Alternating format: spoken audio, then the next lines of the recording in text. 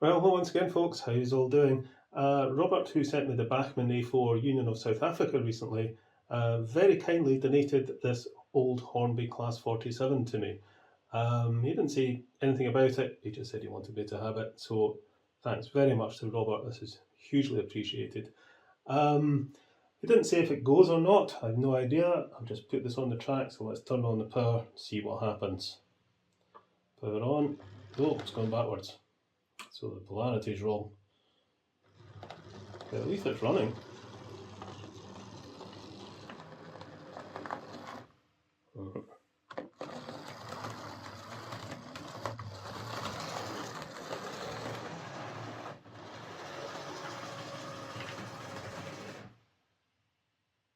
Oh dear.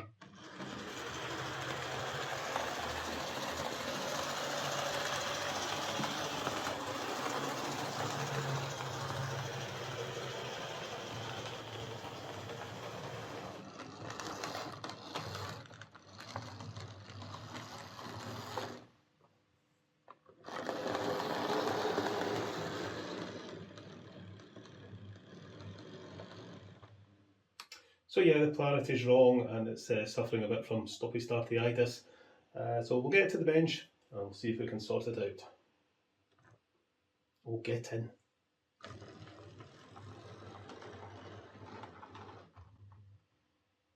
Okie dokie then, let's get a look at this. This is the second 47 I've been donated. So general condition seems to be okay. I think this dates from about 1975 or 76. I was watching Barry Davis the other day. He'd put a video up recently on this very model, and he was pointing out the unusual pickups on the motor bogie. Instead of the normal traction tyres down one side, these four wheels have got traction tyres. These don't have any flanges on them, and these two wheels here have pickups, and the pickups actually rest on the tread of the wheel on the tyre. The only other locomotive I've seen with pickups resting on the tread like that is my 142 Pacer. But yeah, we've got pickups on the front there. There's a bit of melting where someone's been soldering, I think. So I think there's maybe been some jiggery faffery going on. So let's open this up and see what's what. Can I get this off just with my thumbnail, or the cocktail sticks having to come out? There we go. Oh, blimey. Yeah, it does have lights front and back that are working. I could see them lighting up when I was running this. So there's the silver seal or Fleischmann motor. These wires have been desoldered and soldered back on, and I think they've got them the wrong way around, and that's why it's running the wrong way. And there's the, I don't know how well you can see, but there's the pickups that are supposed to be resting on the wheel, but they're barely touching, to be honest, and it looks like they've been resoldered as well. So to get it to run in the right direction, we'll need to desolder these wires and swap them over. Of course, if we just swap the black and red wires over on the plate there, let's see if we can get this dismantled. We'll unscrew these two screws, because getting this thing apart can be a bit of a pain, and putting it back together is even worse. This is my third one of these I've worked on, I think. It's not Hornby's greatest design. Brush retainers popped off with the spring.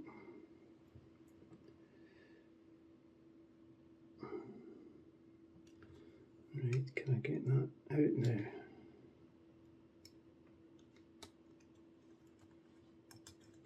There we go. It really is a terrible design. Right, okay.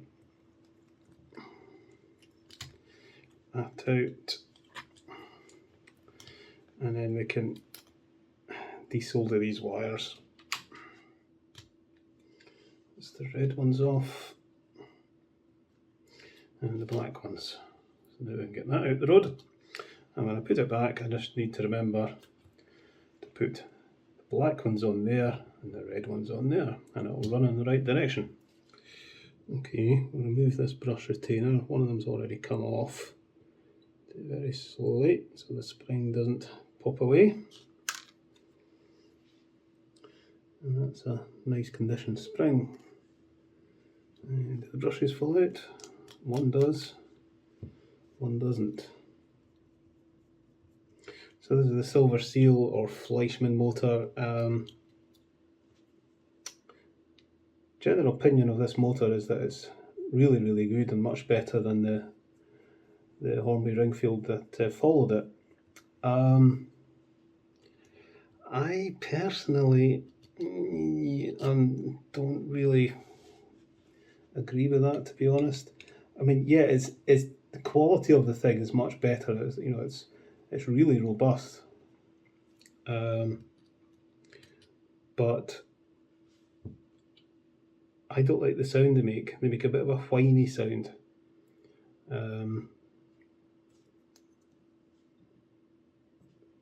Yeah, these brushes are okay, and they're not particularly nice to work on, I don't think. I mean, yeah, there's absolutely nothing wrong with these motors, and yes, they are, built extremely well, and they'll outlast almost any other motor out there, I would think. And they perform absolutely fine, so there's nothing wrong with them whatsoever. I just don't like the sound they make, and I'm not particularly keen on working on them. But, whatever. That's going to have to come off. So I can get that out. And can I get the gears out of that? That one comes out. I picked up a set of circlip pliers at my local hardware shop. They're a bit rubbish, to be honest. I don't know what happened to my old ones, but they should, see, they're just rubbish. I'm going to have to get myself some decent ones. There we go. Yeah, these are rubbish. I'll get some better ones. Right, get that off. Then we can get that off. So we can get everything cleaned up. Here's the manky brush. Where is the manky brush? Hold it on there. Oh, there it is.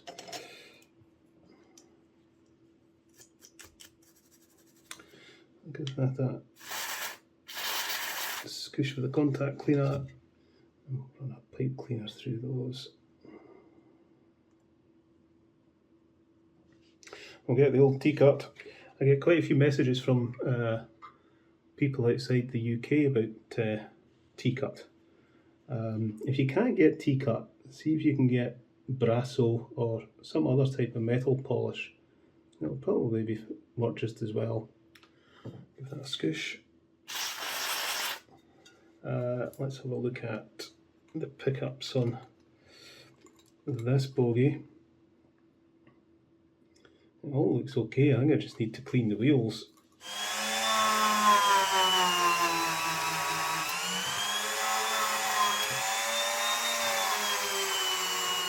That one there, so this should beep. Yep. And that one. Yep.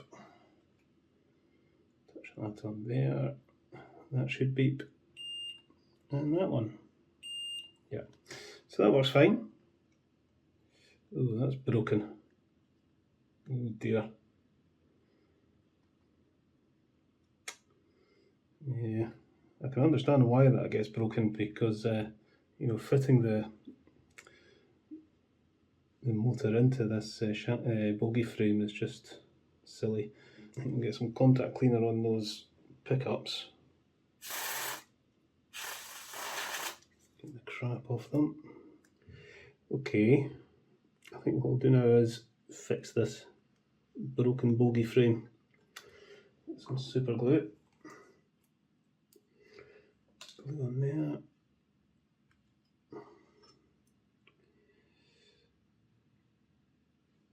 Okie dokie, it's not glued. Right, put that to one side.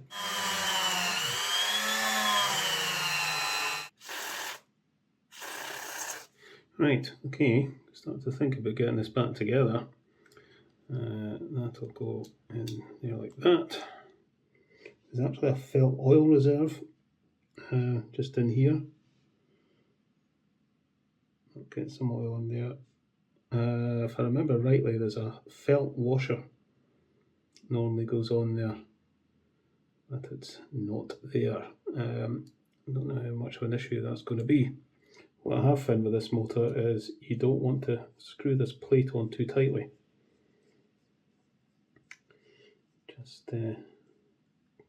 Just till the screw stops turning. There's another fill oil reserve here, so we'll give that a good soaping with oil as well. We'll get some silicone grease onto the spindles for the gears. You can see there where the gears have been rubbing against the motor housing.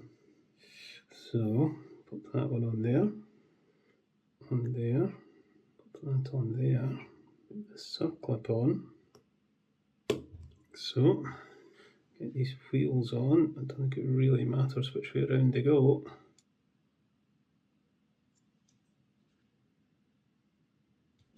Get some grease onto that gear so it's not rubbing against that circlip. Yeah, this brush holder's a bit bent. It's been squished a bit. To try and squish it the other way. There, it's in. And that's why it wasn't popping out before. Right, okay, brush is in. One thing that is not well designed about this motor is these little caps that keep the brushes in place. There isn't really much holding them on. That's why this one has been a bit squished, I think, because give it a wee squeeze to help it grip. The last time I worked on one of these I put a wee bit of thread locker on because they were particularly loose. Let's see what this one's like. Yeah, that's going on fine. Right, okay. We're good. Okay, battery. It's all tickety-boo. So the way this had been done, there was 2 wires going down to solder onto the motor there. I think that's a bit clumsy because you end up with 4 wires going down onto the plate of the motor there. I think what you're better to do would be to splice these wires together and then splice in a 3rd wire and take that down to the motor. So there's only 2 wires going to the motor. So I think that's what we'll do, and the same with the red ones. So strip those wires, we'll get a bit of heat shrink, put that over there, and then put those together. We'll introduce a 3rd wire, twist those 3 wires together. I can put the heat shrink onto that 3rd wire. Right, get some solder onto these.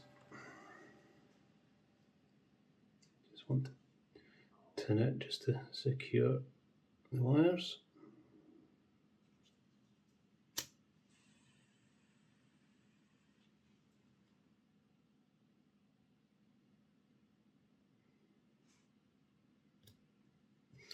Okie dokie. Right, now can I get this put back together without pulling wires off or getting something wrong? So that wants to come up into there. So, oh wait a minute, see every time I do this I get messed up putting this thing back together. Before we put that into the bogie frame, I've got to get that pushed down.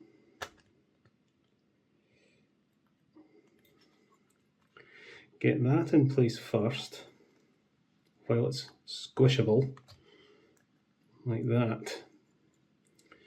Then bring the motor up into it. That's what you do. There. Okay, I think we're just about there. We'll screw this in. But a really daft design, the way that motor fits into that bogie. Don't know what on earth Hornby were thinking. Let's stick this on a test track. Right, should go this way. There we go. Okay, I've just realised that the although the locomotive's running the right way, the lights aren't. So when this is going forwards, this light lights up, and when it's going backwards, this light lights up. It should be the other way around. Right, okay. Okay, none of this makes any sense. So I've downloaded the service sheet and it's got how this would have been wired. And yeah, there's definitely been some funny business going on. This wire here should be connected to the resistor, which will then connect to this pickup here, which is where it was originally. And as I say, something's been desoldered, so obviously it was taken out.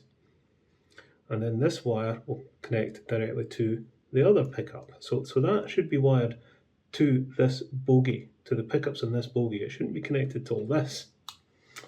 Back here, that connects to the red wire there. And then the other wire connects to the resistor and connects to the black there. Right, so it's simple enough. So what on earth was going on with all this, I do not know. The battery went flat on my phone there, so I've just had to go and plug it in. So I have now connected this up, as I think the service sheet has it. It's not entirely clear on the service sheet how this goes, but I'm pretty sure that's it now. So let's see what happens when we put the power on. That one lights up, that one doesn't, in this direction. That one lights up. There we go, that's it.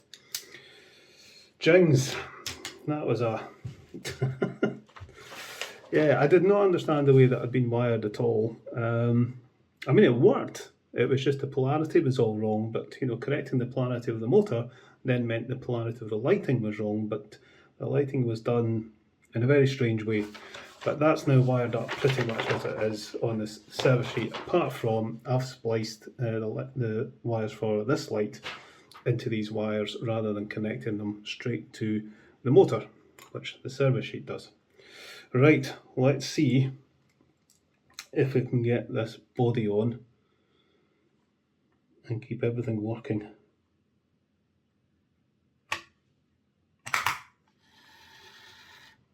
Right, I think we're done.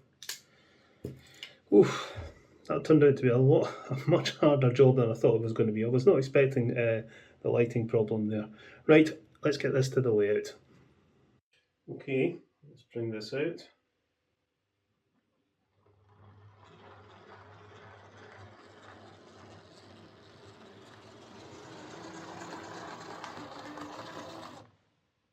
Oh.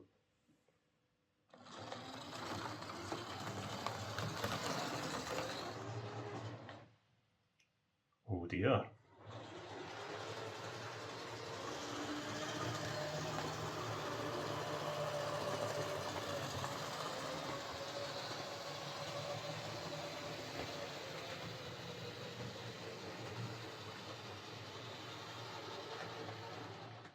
It definitely runs a lot better in reverse.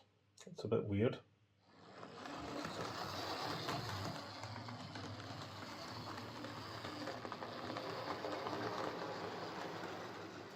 So that's still not right, it's still a bit stoppy-starty.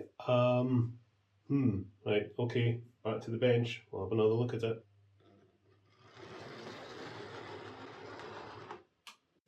Okay, so it seems to have a bit of a pickup issue, particularly going forwards. Going backwards it's not as bad, but going forwards, yeah, it's very stoppy-starty. As far as I can see, the pickups are all picking up fine. But looking at it very closely when it was running on the track, especially going around corners, I can see that as it turns, there's a tendency for it to lift a tiny wee bit on the outside. And you know, my track isn't the most even in the world because it's laid on polystyrene. So I think just a couple of bits the locomotive stalls a little bit. But I mean, it really shouldn't do that. But I think the problem is down to this. I don't think this configuration is a good idea. I think it's probably why Hornby didn't stick with it. I think it's much better to have the pickup wheels on one side and the traction wheels on the other. Because I think what's happening is that when this is going forwards, there's less pressure on the two collecting wheels, the two wheels that are picking up current, than if it's going backwards. So when it goes in this direction, I think, there's a tendency for that bogie to, these wheels are gripping. So it's kind of doing that, if you like. And when it's going backwards, it's kind of doing that. So when it's going backwards, there's more pressure on these wheels there. And that's why it doesn't stall as much going backwards. But going forwards, that less pressure of those wheels on the track, coupled with a bit uneven track and a little bit of lifting when this goes round a corner, is causing it to stop. So I think what I'm going to do is I'm going to take the traction tyres off these middle wheels, because I think that'll keep those wheels in better contact with the track. They're actually a bit done anyway. Let's that one off.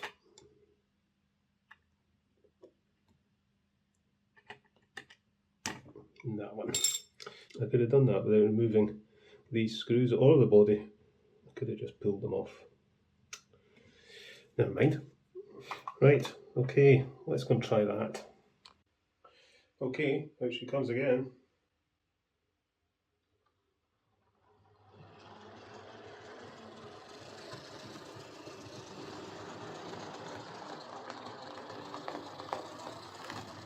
That's better.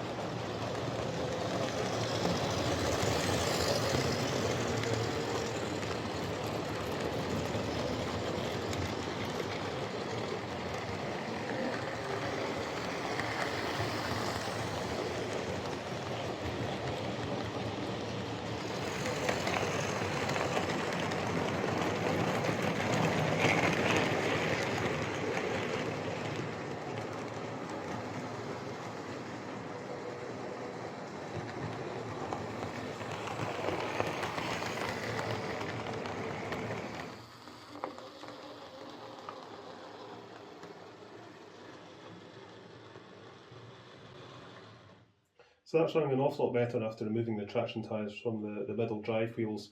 It's providing a better contact for the pickup wheels and that motor bogie. There is a little bit of loss of traction, but I think it'll still run fine. I think this is still a bit louder than it should be. I suspect it's that missing washer in the motor. There should be a fibre washer in the motor. So I've ordered some up and we'll fit one and see if that makes any difference. But otherwise this is running fine, and thank you very much again to Robert for sending it to me. Another one added to the fleet. So, okay, what's next? Catch you later, folks.